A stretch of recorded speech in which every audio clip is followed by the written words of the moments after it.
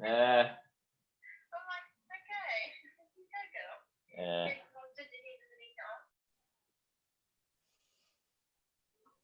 There we go.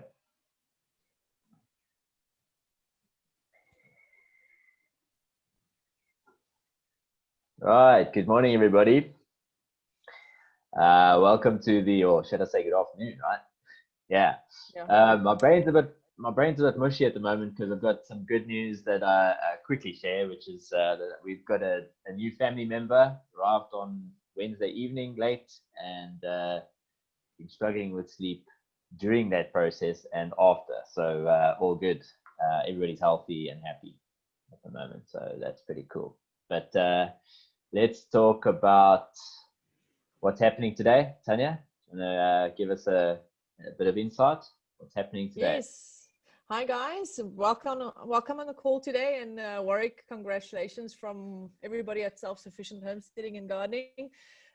We are very excited about your new baby girl, and we're glad everything went well. Hi Robert, Sandra, Jan, Lothar and Jacques. Good to see everybody. Hello. And hi. And we are going to talk about aquaponics today.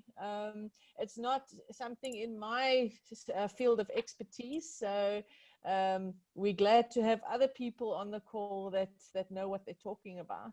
So let's hear more about how aquaponics fits into this whole homesteading setup, if I can call it that. And then obviously Warwick will want to know how can we incorporate bees.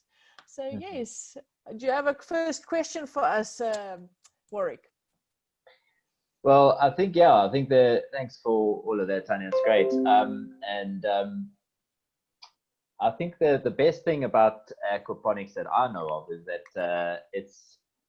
it's an improvement on, well, say an improvement, but it's an additional level on top of hydroponics, which I know a little bit about. I've never done it in practice, but I did a lot of research and development on it back in what 2004, roughly, for that rotary project. So I'm familiar about the concept of it, and I've seen it being installed before and running, but it's not been something that I've been hands-on with myself or since then. So my question would be is, what kind of space do you need? I think people want to know how much space they're going to need, and I think they're going to need to know, what kind of budget are we talking about for a homesteader or a plot smallholding type of setup? Would be cool to know. I am familiar that the bees are probably not really going to be able to be involved with hydroponics or aquaponics, just simply because it's an enclosed environment. However, I know in Europe they use bumblebees. There's two or three specific species that they'll use, which breed a lot like honeybees do. They have a queen and they have a season. For example, the queen lives for about a year, and then what happens is that because they're stingless, they can actually put this little colony inside an aquaponics system or hydroponic system to be able to pollinate the flowers, if there are any. That's I also want to just say thank you for Jan and Lothar joining us, because you are the guys that know what this is all about, and we will be leaning on you very heavily. And Jan, thank you for making the time, and Lothar as well. Lothar is always here. I can't remember seeing you before, Jan, so we're very happy. No, it's my first time. Fantastic. We're very happy welcome, to have Jan. Thank you. I think we can look at Warwick's first question. What type of space does a homesteader need if they want to start something off like this? So anybody can answer that for us. Yeah, maybe Jan is probably the expert in that one. We are running it at home. It's actually a system that you can choose your size. You can start very small, and you can bring it up to you can bring it up to a really industrial size. But maybe Jan can explain that a little bit better than I can. Please, Jan, we would love to hear.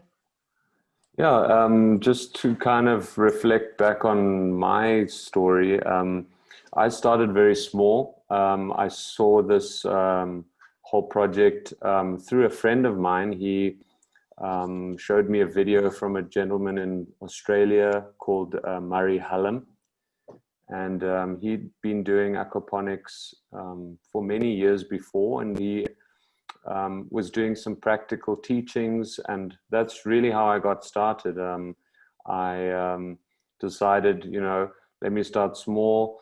We started using recycled materials, IBC tanks, for example, just things that were available to us. And yeah, and since then it's grown. We've now got about 23 square meters of actual grow space. And we keep adding on. The systems are usually modular, so you can always add on if your demand is there.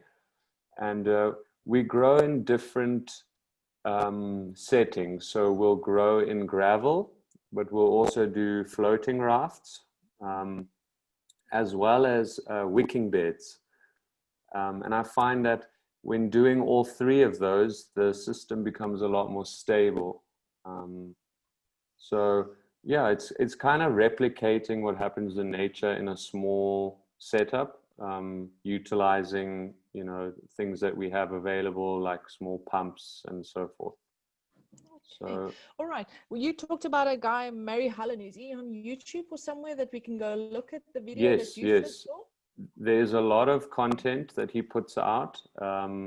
He also does online courses for aquaponics. And I've done several of those, and they're very in-depth and really an awesome resource for anyone looking to get into aquaponics. And especially because you also started more like a homestead. You started something as a hobby, and Yes. it turned out to be a business. So that's actually quite a good point, because I think a lot of homesteaders want to just start off with their own and just have something. For instance, myself, I would just love to have a small little system here just to test it all out. But I know absolutely nothing about it. So I want to ask the next question, because I know nothing about aquaponics except that there's fish involved. You can see my background. I put some fish for you today.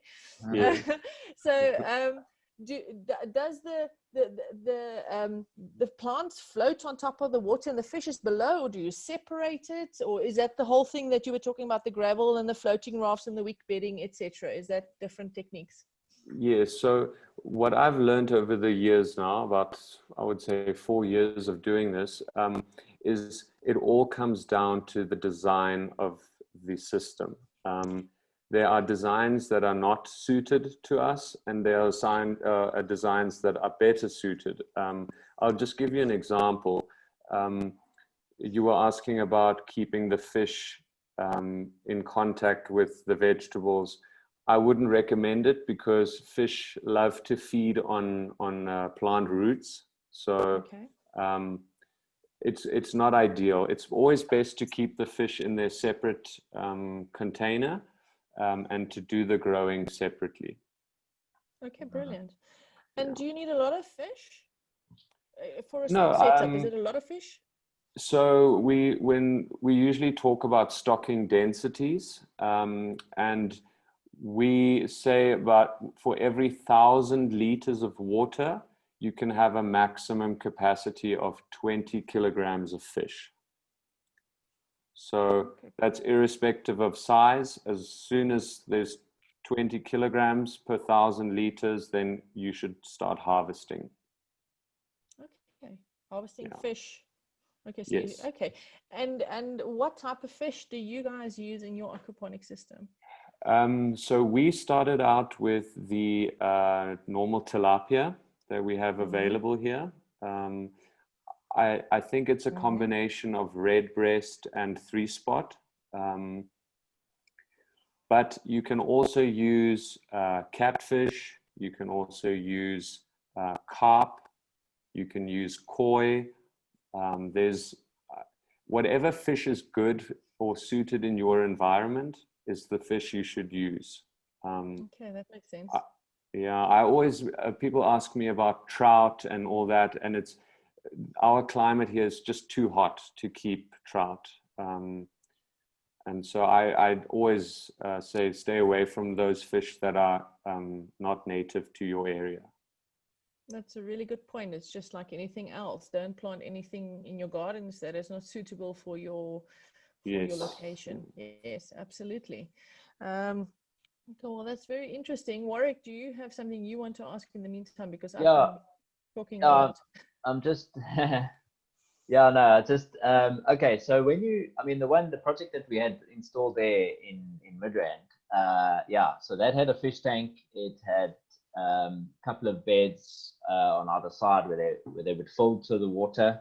On the one side, it would filter the water. I think not filter it. It would well, there was if I remember correctly, there was a sort of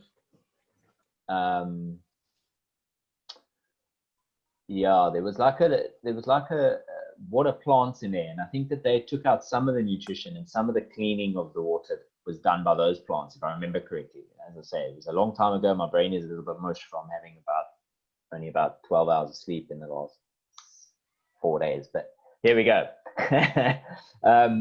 And then obviously they had the plants. Now the plants they had were, I think they were planted in gravel. What you were talking about, Jan, as well.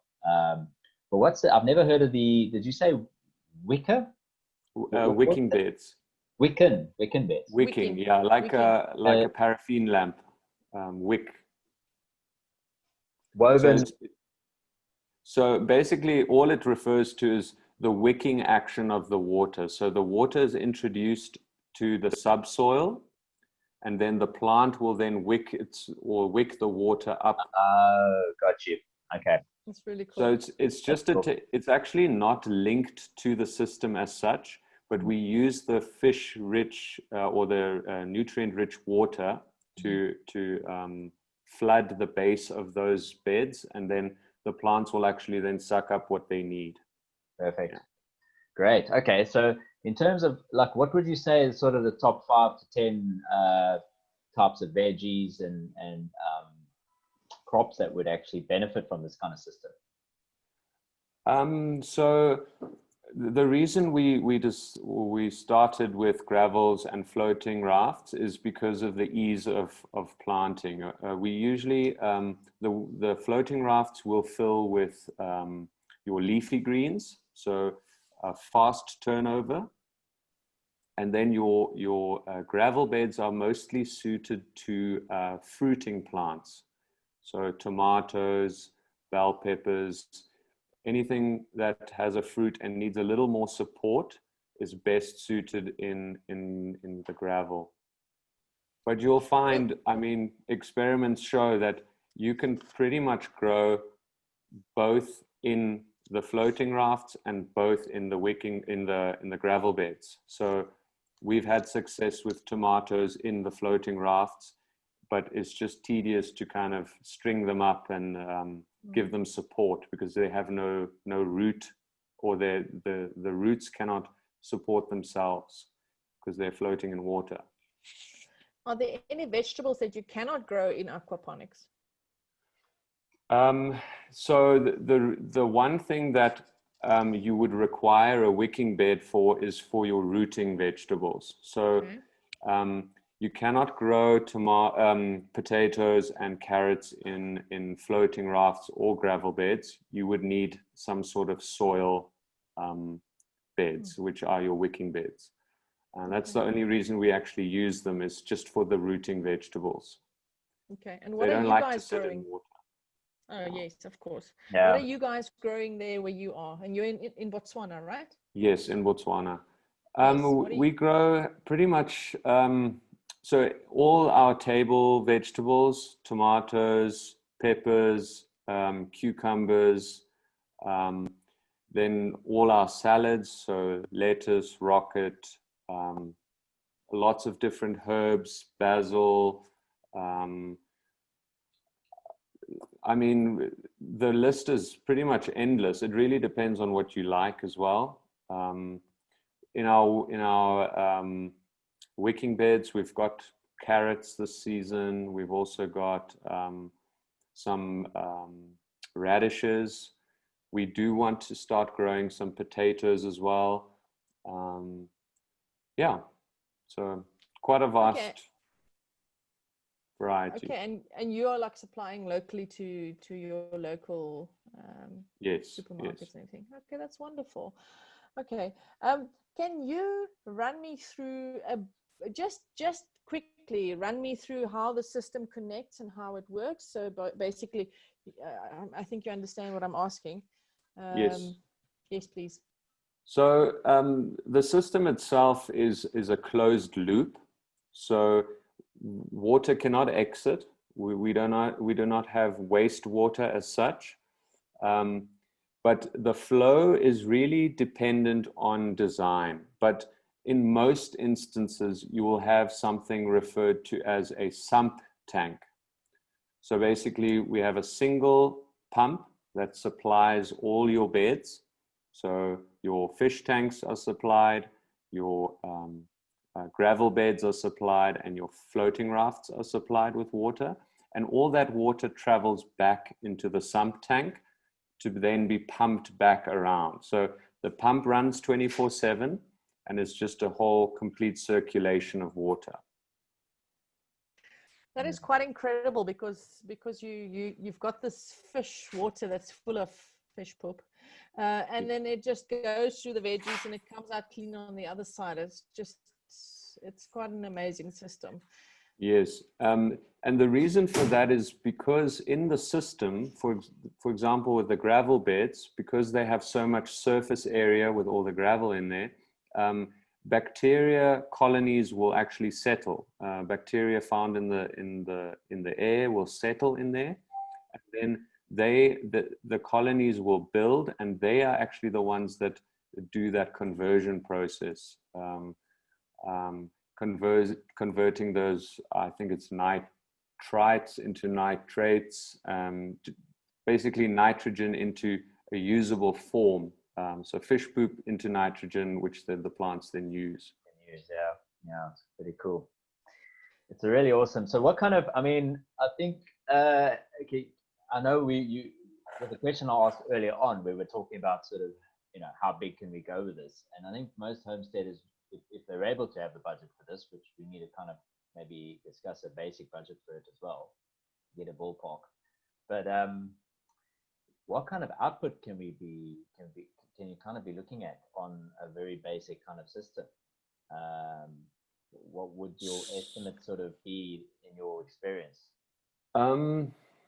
It's very dependent again on your system type. Do you have the controls in place? For example, with water temperature is a very important thing to keep stable throughout the year. But in ideal conditions, we're looking at a 1-month turnover from seedling to a harvestable lettuce. Okay. So about a 4-week process.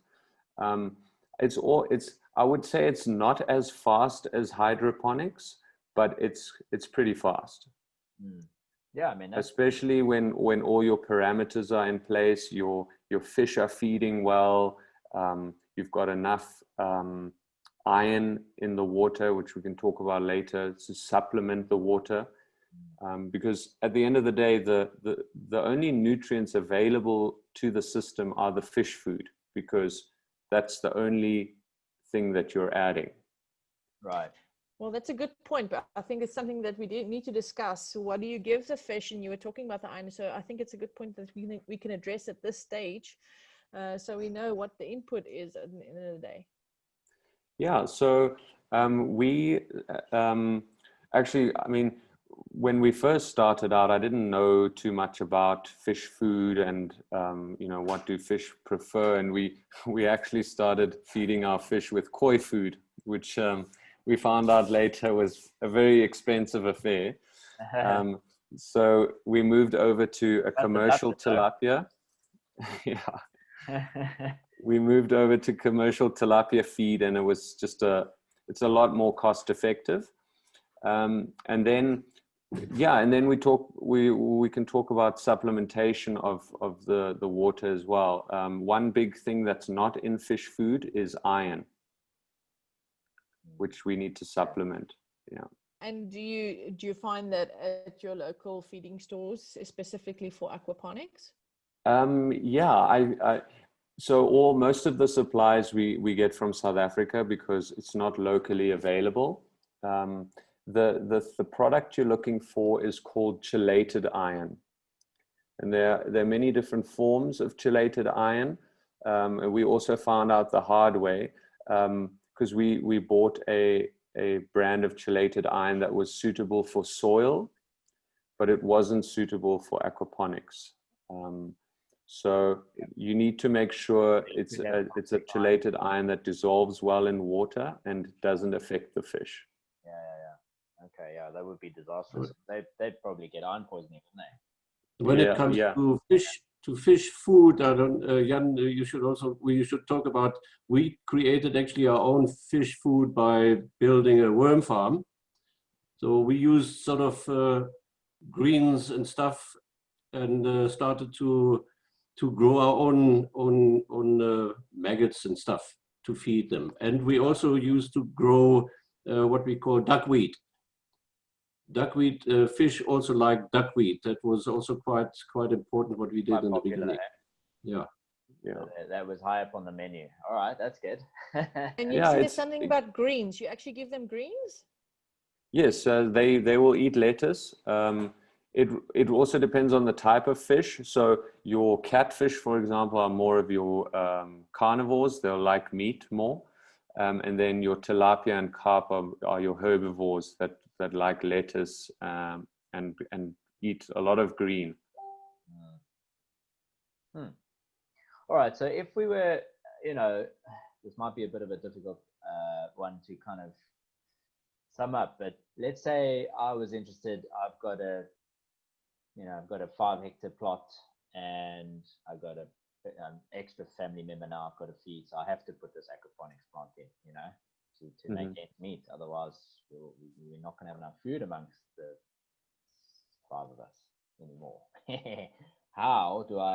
So what am I looking at? How much space do you reckon I would need to keep a family of 5 to 6 going that would want to enjoy some fish and also get some cool veg coming out of this project? Yeah, so I can just refer to what we have at home, which I would say supplies us quite well. And that is a space, it's about 12 by 6 meters. Garage-ish size? It's a little bigger, I would say, a smaller tennis court. So half a tennis court. It's half a tennis court. Is it half a tennis? Yeah. Okay. The garage is about 9 by 3. Is it indoors or outdoors? So it's probably about outdoors. 2 garages.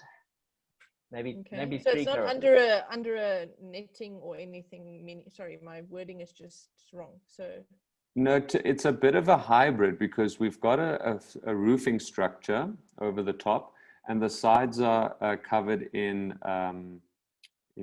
shade netting.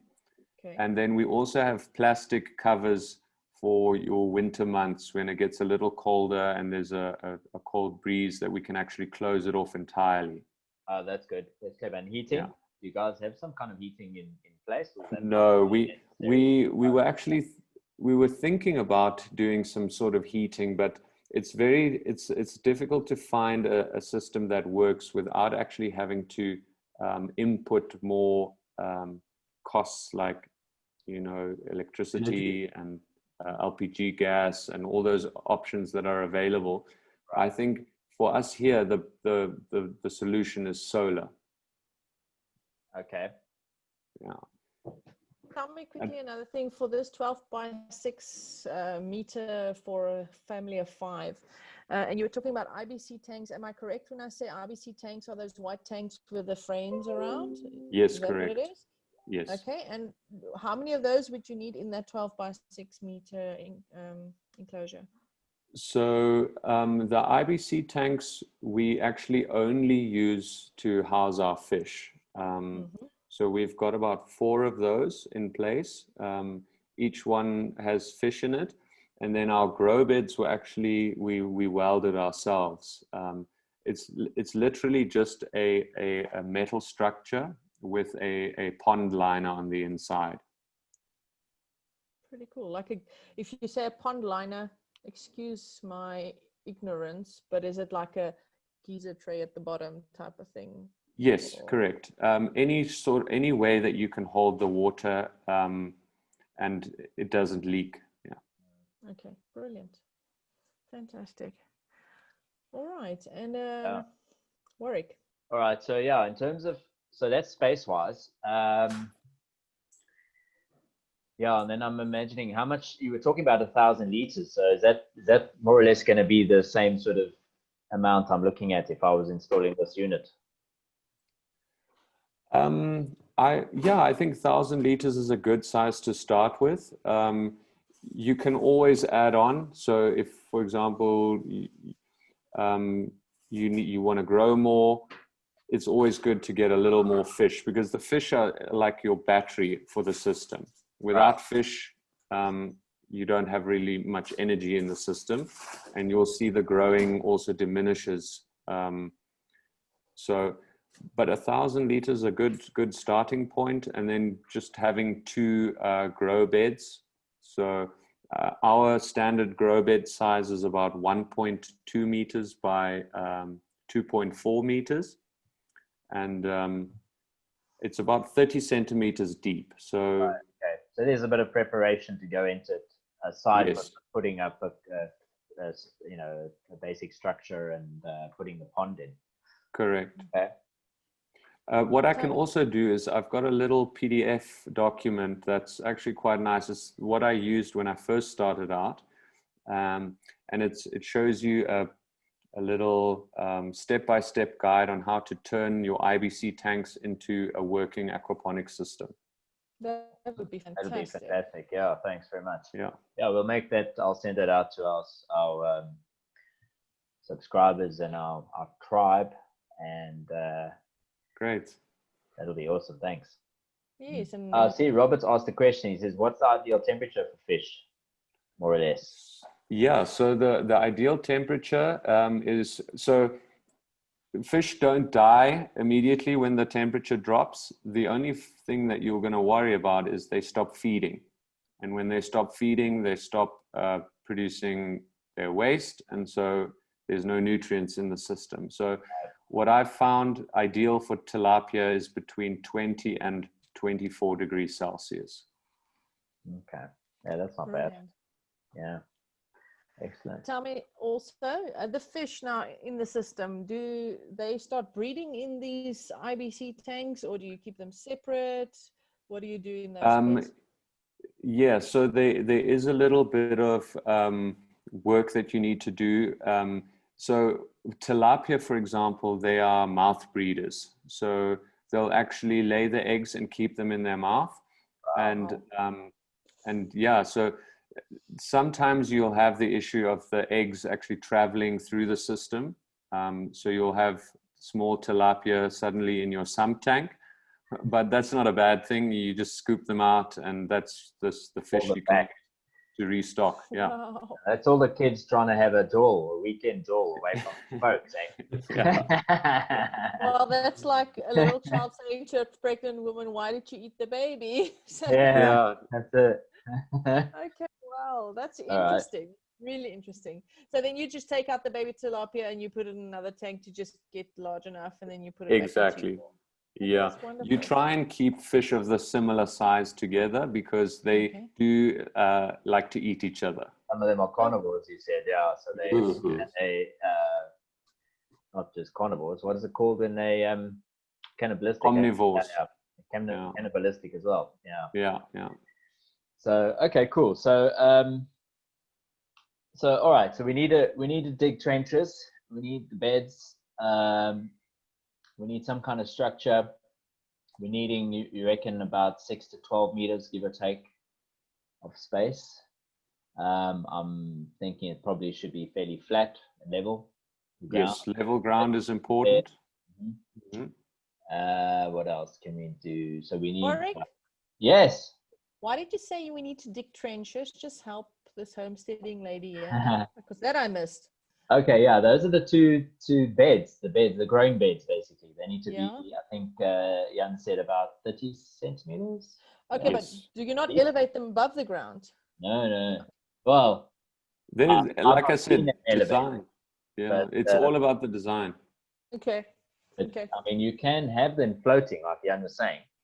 You can have Yeah. the beds, the water Above the ground. floating above Because ground. that's what was in And in my fact, you mind. can have multiple tiers. That's what I've Mm. seen online before. That's more, but most of those I've seen have been hydroponics with that kind of setup. But I mean, aquaponics, I don't think it's any different, to be honest with you. It's just literally that it doesn't really matter because you're still dealing with the plants themselves. You're not really worried about the fish are doing their own thing in their tank. It's Yeah. just about being able to lift the water to different levels and then being able to ensure that there's no leakage. And having the room, being able to access the plants is important as well, to be able to pick and harvest. But other Yeah, than so that, there's pros and cons to both, to all types of designs. Yeah. Absolutely. Now, Jan, what inspired you to do aquaponics instead of hydroponics? Well, the one big thing is the fact that it's organic, completely organic. It Yes. actually forces you to stay organic, because as soon as you introduce some sort of pest control that is, some chemical form, it will impact your fish. So Yeah. your fish will die. Yeah.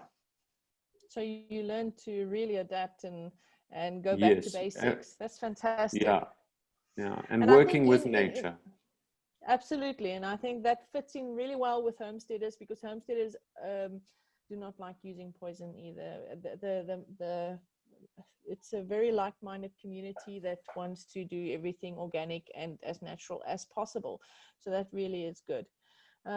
Robert was asking a question. Generally, what is a return on investment like in this initiative? We'll have to quantify your question, Robert, because we'll have to see how big. But for instance, do you want to hear, Robert, what's the return on investment for Jan and their system, like Jan and Luther, that type of system, or how big are we Yeah, I would talking? say, if I can just chip in there, when we started with used IBCs, and we cut them into half, or in three parts. So the lower part and the top part we used as grow beds, and we used some grow media in there.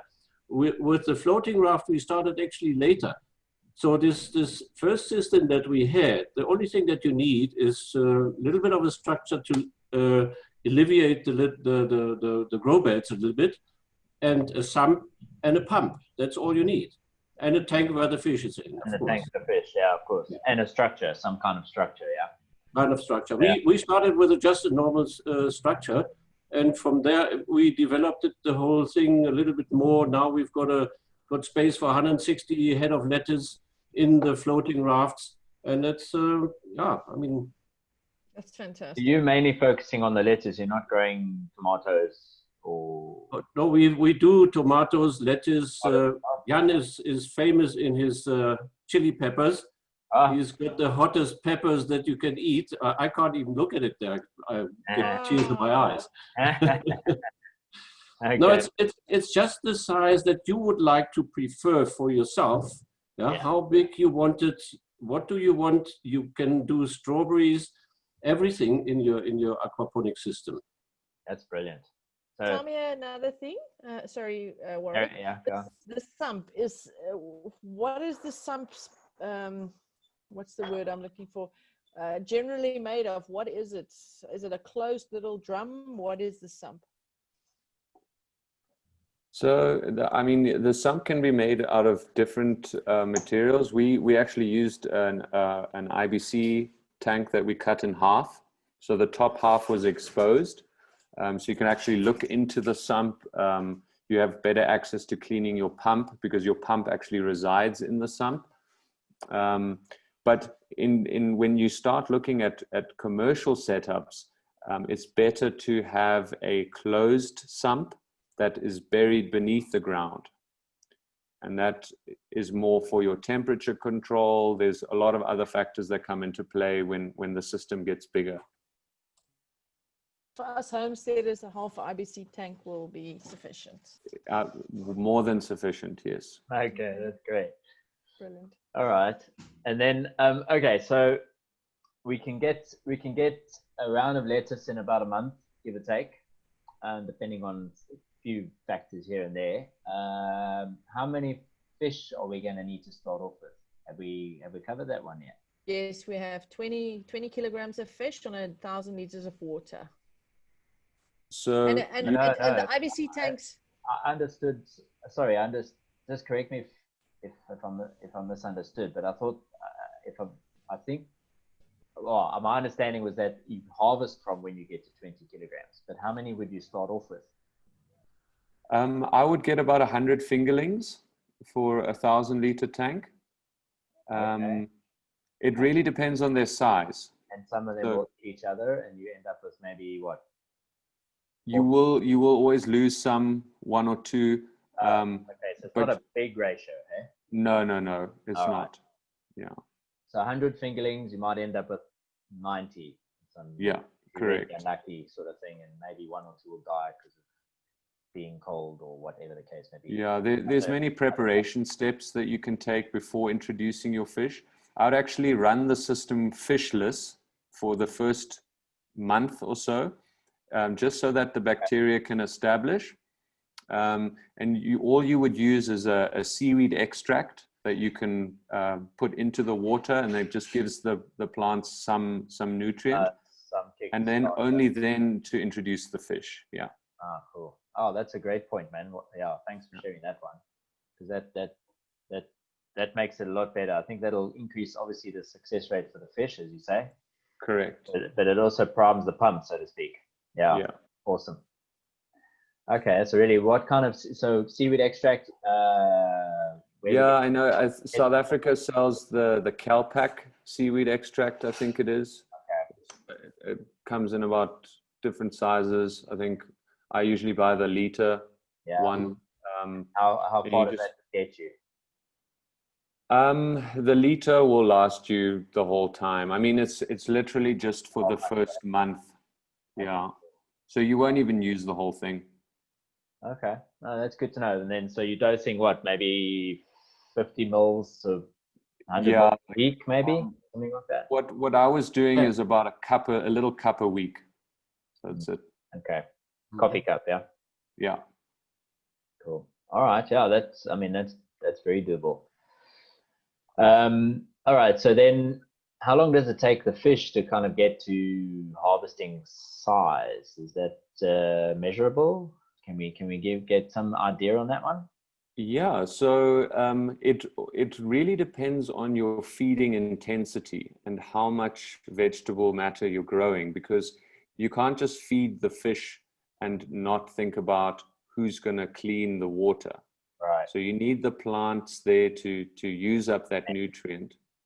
So when you're feeding your fish intensively and you're growing intensively, you could harvest once a year. I see. Okay. Yeah. And then that would be your 20 kilograms out of the system. Correct. How often do you kind of, because they're breeding all the time, I mean, are you able then so what is that breeding cycle like? Give us what's that like? Yeah, so now when the warmer months are coming, that's when they start breeding, when the water is nice and warm. Right. And who wouldn't, I mean, it's like being in the tropics. So what I usually do, I do it in phases of 3. So I'll have fingerlings, then I'll have a middle-sized and then full-sized fish. And I basically just shift them. So if I take a full-grown fish out of the 3rd tank, I'll then replace it with a 2nd tier and just keep it going like that. All right. So it's not just, it's like beekeeping. Yes. People think they're going to get into beekeeping and all they're going to do is manage bees, but no. It's horticulture, it's agriculture, it becomes all sorts of other things as well. Yeah. And actually the number one problem that people face with aquaponics is overfeeding. Okay. So they feed the fish too aggressively, and that disrupts the nutrients in the water. We get ammonia buildup, which is poisonous. So to understand fish, they're not like humans where, you know, our metabolism is dictated by our activity level. Fish is dictated by the temperature of the water. Okay, that's amazing. So quite different. Yeah. Which is actually a big problem with us in Botswana, because sometimes we've got some extreme high temperatures, and this is why we actually put our sump tank below the soil, in the soil, and the bigger the size, the easier it is to keep stable at a temperature. Stamp size plays a huge role in the temperature. yes. Okay, and how do you know if you are feeding enough? So yeah, that's actually a very good question. You do need to keep an eye on your fish and their habits. So you will notice when the fish are fingerlings, you won't actually visibly see them feeding that easily. So it's good. I usually do my feedings between 4 and 5 o'clock in the afternoon. That's kind of... Thank goodness not in the morning. No, Yeah. that's kind of when they're their most active. And you'll see them coming to the surface and eating because the commercial tilapia feed floats on the surface, which is good because then you can actually see them feeding. And once they stop feeding, then you know, okay, this was a good amount or this was too much because there's so much left over. So you need to be a judge of that. You need to just be observant of the fish. Right. Okay, well, that's great, because anything on a homestead, one needs to be involved in the farming, the everything. Bye-bye, Abby. Mm-hmm. Everything one needs to be involved in and actively involved in. Otherwise, you lose livestock. Yes. So I quite like that, and I love fish. Fish is one of those things in life for me that's like soul food, and just Yes. watching them is so nice. So it's actually, it will be for a homesteader quite a nice exercise, because then they can spend time with their fish. It sounds funny, but it is actually that, and just watch them and experience the peace that they bring. There's different fish, for example, that might be a little more suited to that, and that is carp, because they're a little more trusting. They'll actually come up to the water. They like to be stroked. So if you're into that and you like to be very involved with them, carp is the way to go. Brilliant, brilliant. Warwick, you are muted, I think, because you said something just now, but we didn't hear you. There we go. I was about to, but then, no. Anyway, I had a funny thought in my mind come up when we were talking about the fish and wanting to watch them and see them, and I was like, you know what, it might also be quite a cool distraction for anybody that enjoys fishing. Yes. You could just tell the wife or the husband, hey, listen, I'm gone, put the sign up, gone fishing, and you walked out to the aquaponics spot. Sitting there with your rod in the water. It would be easy game. Yeah, exactly. It'd be fun, but anyway, at least you know you're gonna get a bite, right? I mean, there's no doubt. But yeah, man. Okay, that sounds good. Running costs then for that, for the feed and that sort of thing. I mean, what do you reckon 100 fingerlings is gonna set? You know, what's the involvement there, roughly? So there's, for example, with the commercial feed, there's actually different grades, different sizes of pellets. You can actually start out with a powder, which is better for your fingerlings because they can consume it easier.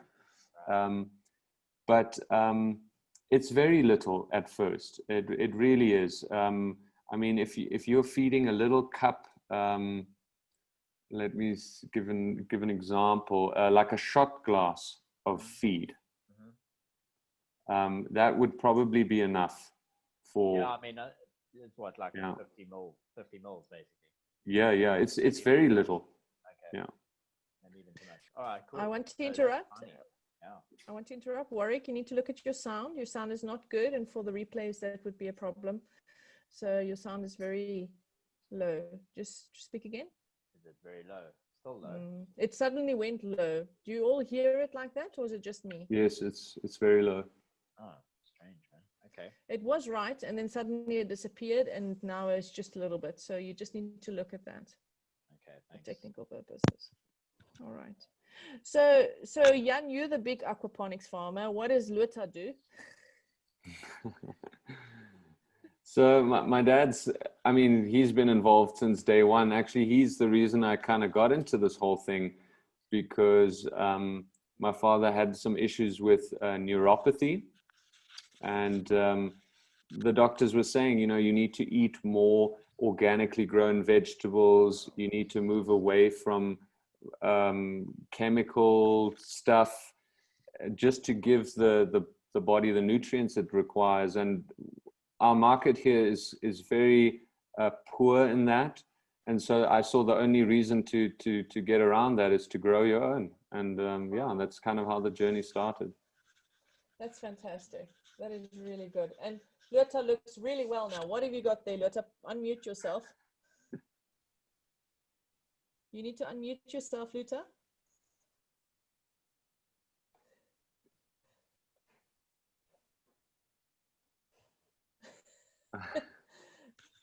Luta, you need to unmute. Unmute yourself. Unmute. Okay. Now this is There what we we are doing with our veggies. We juice them. Oh, brilliant. You're So better than me. that is absolute pure nature. That's cucumber, that's Swiss chard, there's celery, there's a little bit of lemon in there. And no, it's really, that is something that I like. Yeah. How do you get that down? Because I battle. You just swallow it. Put honey. Put some honey in there. But maybe the best is have a big sip beer afterwards. I think that would help. Or some All bees. right. Yeah. No, I think that it really comes down to the recipe. You can add a lot of spinach in there and then it becomes very iron heavy, but start out with smaller quantities and then maybe add a little bit of lemon juice or some sort of juice to make it palatable, and then work your way up. Yeah. What really helps as well is if you put carrots in there. The more carrots you put in there, the more sort of the taste will change. Or you can also put some you can even put chili in there. Yeah. But I mean, this is something that really works well. Yeah, Very it's good. And amazing. that's I mean, I watched amazing this what you guy. can do with aquaponics. Yeah. Yeah, sorry, Warwick. How's my volume? Is it all right now? Better. Not So, really. strange. But just speak louder. Yeah. Okay. So in terms of juicing and stuff, I mean, just off the topic a little bit, there was a guy, I think he was an Australian, and he had heart problems, and he was type 2 diabetic and all sorts of physical medical problems. And he did a whole what do you call it, documentary on himself. I think it's on Netflix, probably on YouTube now, called how what was it? It was called Fat, Ugly, and Almost Dying, or something like that. And so it's quite a theme. It's quite a name, a title of a show. But he essentially decided to go 90 days on Juice. juice. He juiced for 90 days. And you know, within, he was spending something ridiculous, like $800 Aussie dollars on medication every month. And he was like, no, man, there's got to be another way. And when he started juicing, by the end of the first 30 days only, his type 2 diabetes was reversed. He didn't have to take insulin anymore.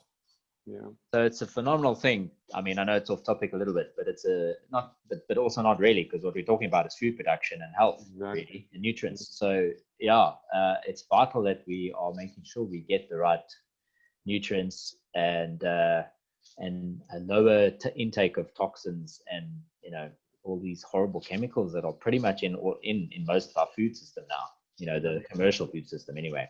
It's one of the reasons mean- why Tanya's got such a big, such a growing tribe of homesteaders and self-sustainable growers, and not just growers. You guys are, Tanya's tribe does all sorts of stuff. They're doing animals. They also doing food farms and seed banks and all sorts of stuff. It's really everything awesome. that's And what I'm finding is that the beekeepers, the same people involved in beekeeping have a very similar mindset. If they're into beekeeping, the mindset pretty much is the same of being green and eco-friendly, looking after the environment, caring for their local and then micro, local and regional macro ecology, absolutely. what And we we do. see how For Tanya, if you want to have that juice, you can also put some honey in there. I was saying that earlier on, but I don't think you guys heard me because of my volume. Everything's possible. Okay, Yeah. great. We were talking about other things, and I thought about another question. Jan, please tell me, in terms of diseases or anything like that with the fish, even with the plants, but let's start with the fish. Is there any risks involved with aquaponics with diseases? I would say no, because as long as the system is stable and you don't have any issues with your water quality, the pests are almost non-existent. I have personally never seen that my fish currently in the system get sick. I've only been given sick fish. Wow, Oh. that's quite incredible. That is That amazing. the fish can stay so healthy, and I think this whole thing of the bacteria that's breeding also keeps the fish healthy. Yes. So that's really such an integral part of everything homesteading. In the soils, we need bacteria in our gardens. We need soils in our bodies. We need soils in the septic tanks. We need soils in the soils. Bacteria. Sorry. Bacteria, yeah. Bacteria. We don't need soils. Yeah, and even in this day and age is one of those topics that are very misunderstood. Yes. And I think that it's actually one of the most important things to understand is how all these things work and what's good and what's bad. Yeah. Yes. Yes. So in terms of what you guys are doing commercially and stuff, you were talking about producing loads of lettuce. Are you you're selling that, right? You're selling on. So this is a business for you guys. Give us a little bit more of the commercial background then and your academic background so that we can, people want to get in touch with you guys and talk to you in Botswana or from the, Tanya's tribe, etc. My beekeeping guys that want to get involved in this too. Tell us a little bit more about you guys on a commercial basis. My partner and I, we started a company now recently. We're called Vital Veg, BW. You can have a look on Instagram. You can kind of see what we're doing there. But we do pretty much both. So our focus is not so much on the growing side, but more on the design and, making sure that the aquaponic systems that we build actually produce what they say they should. Yeah. Because I think for anyone going into aquaponics, you'll notice that design is pretty much everything. Okay, and are you presenting courses? So we're not doing any courses at the moment, but if there is a need for that, I'd be very happy to do that. Just to share mine more. It's more of a sharing for me. It's just to share what I've learned over the years now. YouTube channel. Yeah. Well, that would be great. I mean, if you want to, the homesteading community is a very sharing community as well. So I thought just now I would love to share some seeds with you, especially if you're a chili fan, etc. Yes. But we would love to hear more. Yeah, sorry. I was going to say, on the note of seeds, you've just planted 35 varieties of tomatoes. Tomato varieties. Yeah, and they're busy coming up. So if you're looking for any additional interesting tomato types, then she's the one to call up. Okay. Yeah. Sure. I mean, that's a whole topic in itself. The issues we're having nowadays with these commercial seeds. that actually, once you replant them, they don't actually grow. Now, these are all No, heirlooms. because they're GMOs. Yeah. Unfortunately, that's something we did actually speak about a couple of episodes back when we did our biggest seed swap of Southern Africa, of Africa even, Yes. with another guest speaker as well. Janelle Morkel, yes. Oh, yeah. And it is an issue. It's an issue, you know, also on the beekeeping side because of the pollen being potentially laced with the poisons, the pesticides as well, within the plant itself. So any pollinator that sits on that plant is tickets, you know. Yeah. And they take that poison back to the hive, and then it's just a ripple effect from there. So yeah, it's nasty. Yeah. The seed business is becoming between Monsanto and Bayer now being partners. Yeah. It's I don't think it's a good thing for the planet overall. No, definitely not. I mean, just a very simple example of the chemically coating of the seeds. So I was told or learned in the past that it is very bad to use chemically coated seeds in your aquaponics system because that will leach into the water, and it builds up over time. Yeah. So, yeah. And again, usually those kind of seeds are, like you say, that most likely are going to only have one cycle. correct. They won't flower and then seed again, because the patent holder, whoever that may be, most likely Monsanto, at the end point or at the beginning point, has modified them to not seed again. So you have to keep buying from them. So heirloom seeds are the way to go. Awesome. 100%. Tanya? Jan, I would like to invite you as the tribe leader for self-sufficient homesteading and gardening. I would like to invite you, if you're ever considering making your own YouTube channel, to post your aquaponic tutorials on our page. And I do not allow it at this stage from other posters at this moment, unless there is like a relationship and it's a give and take type of thing. So in the end, I don't know if you know the benefits of the YouTube channels, but there's benefits for you in there too. And you've got a potential 17,000 viewer base on self-sufficient homesteading and gardening. And I would like to invite you, because in essence, you will be teaching them how to do aquaponics, and you will be benefiting from that as well. So please do. Thank you very much. And get in contact with me. All right. I will do. Yeah. All right. We will also put some. Maybe I can post some pictures on the messenger, for you, so that you can have a look at the system that we are running at home. We'd love that, and we'd love to see that too. That would be We'd great. love to see it on the page, yes, because people want to know more. And after seeing this talk, because we will be placing the replays on the pages, they will know about you. And then if you want to teach us some more, we would really appreciate it. Yeah, if you can send us maybe even just a walkthrough video as well, if you're up for that. We can do that. That would be even better than the photos. So send photos too, but video walkthrough would be phenomenal. I don't know what the channel. So you already have a subscriber.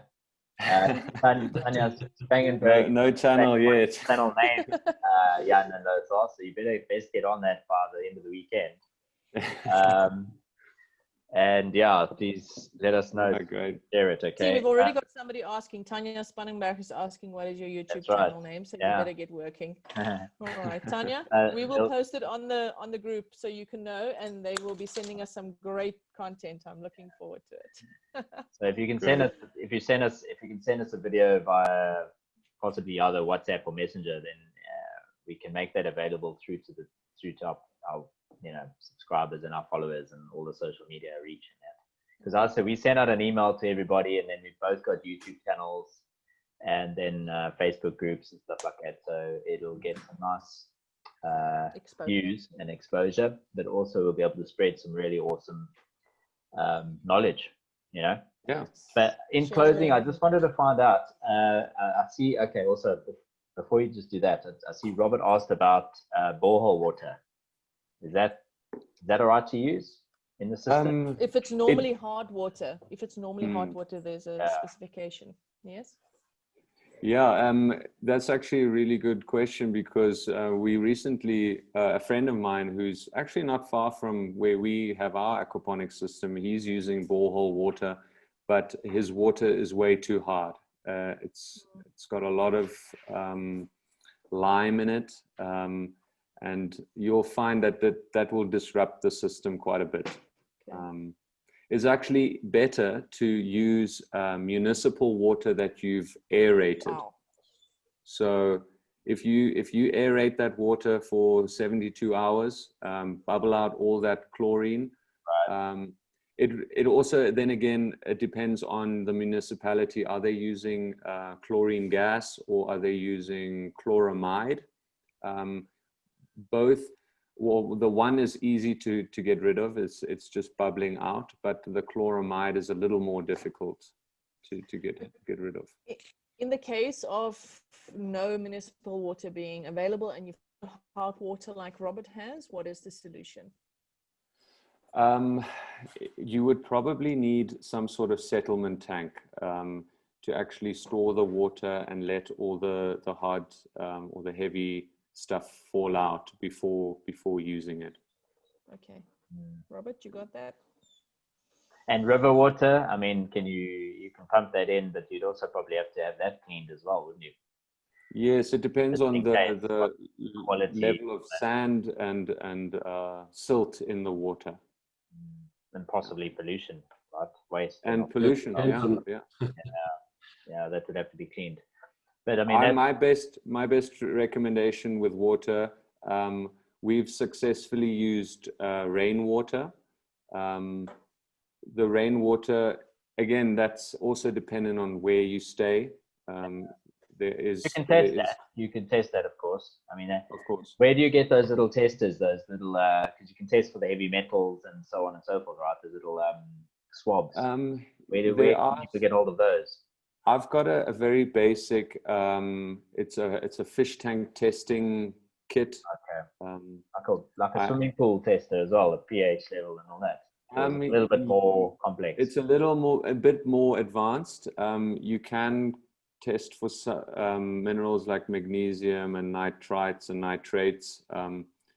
So it's better to get one of those because then you can really see how is your system developing.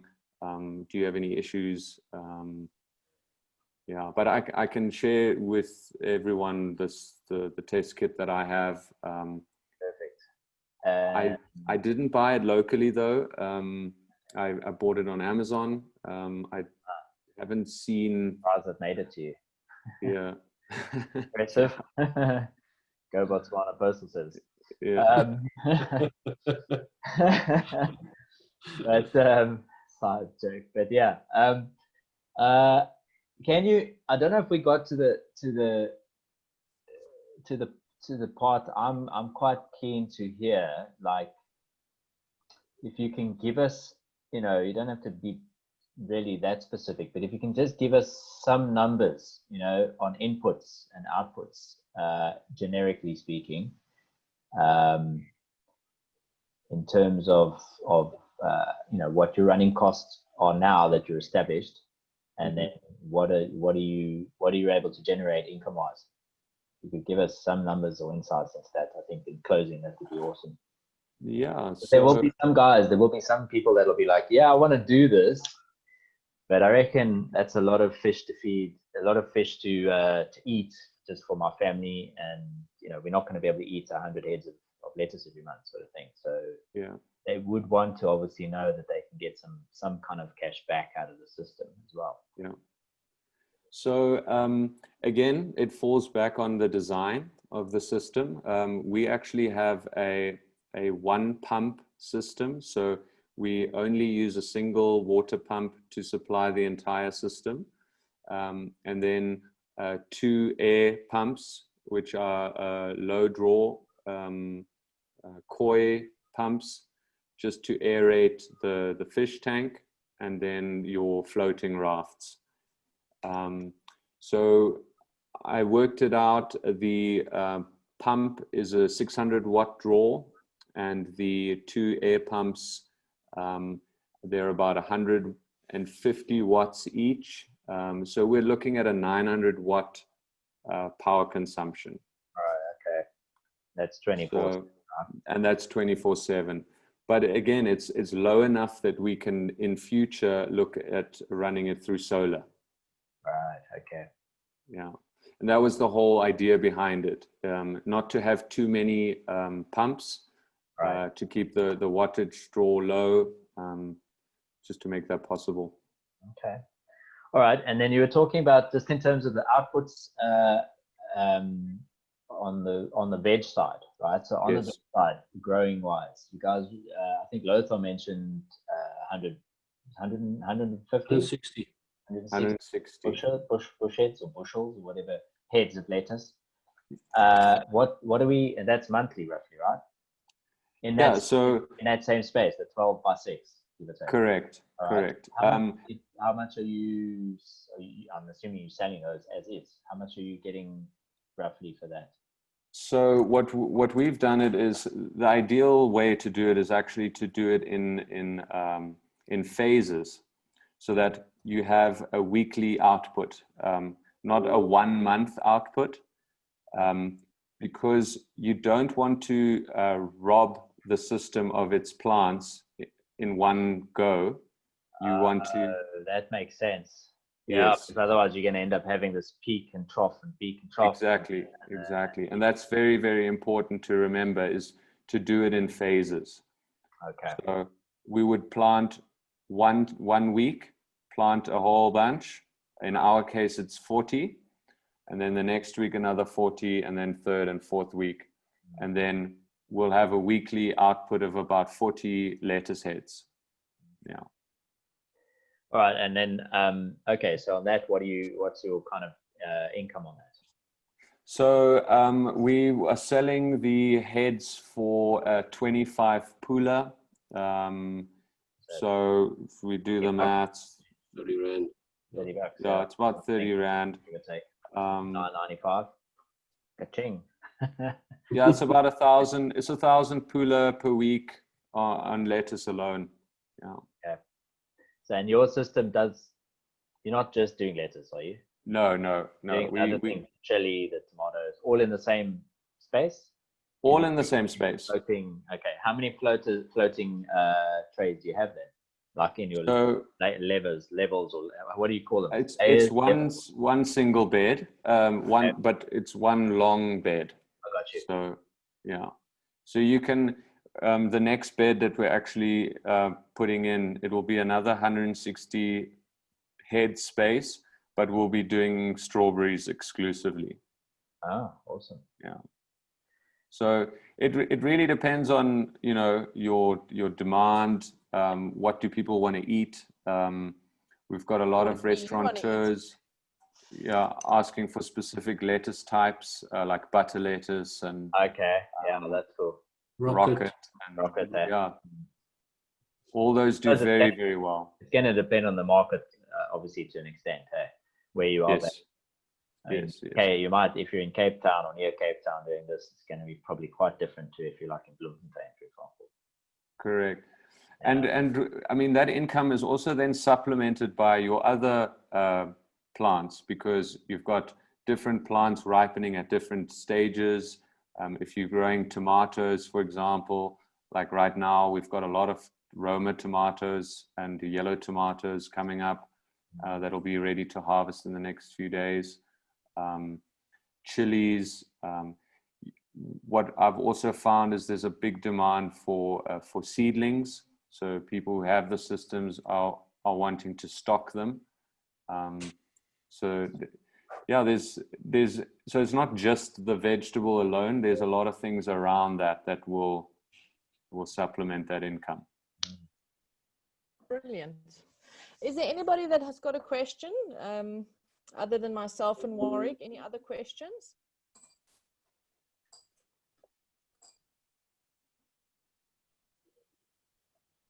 Everybody's questions have been answered.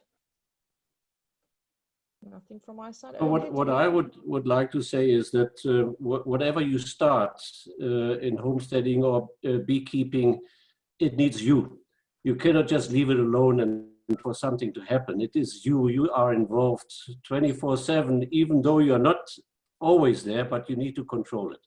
You need to check it. Like, I mean, Warwick, you know about the bees more than I do, but it is work to be done, and you have to watch it. You have to see it every day.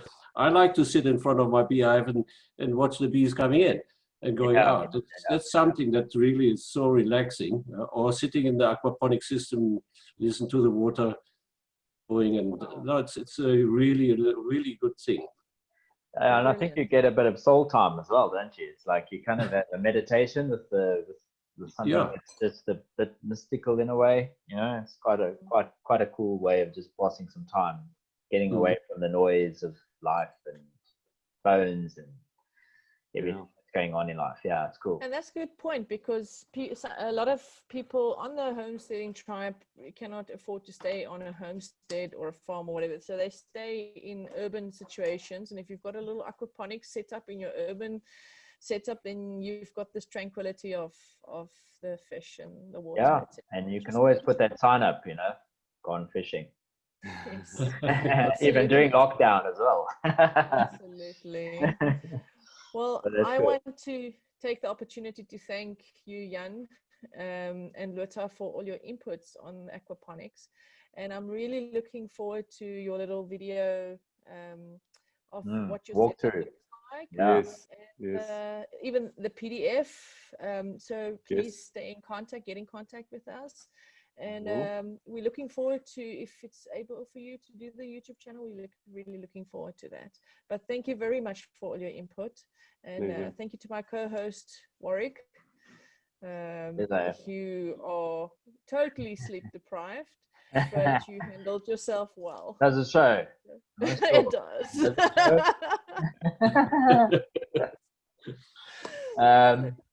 Yeah, so I'm going to post the email address here in the chat, okay, Jan? So you guys can, I mean, I know Lothar's got it anyway, but just so that you got it I'll do mine too. for the video. And then what I'll do, Tanya, is I'll put the video in a place where you can both be able to share the link to, okay? And then we can I'll put mine there as well for the PDF, etc. So you've got that, Jan. Perfect. Thank you very much. That'll be great. I really want to chat to you to share some stuff with you too. So great. Thank you. All right, guys. Thank you, guys, for joining us. And great. Thank you. Yeah, we look forward to having more chats like this. And hopefully we'll see a new YouTube channel coming to the fore out of this. Yes. Well, remember your roots, okay? I will. You were on here first with us. Okay? All right, guys. Okay, thanks a lot. Have a great weekend. Sure, thank you. All the best to everyone. Okay, Bye. bye. Bye.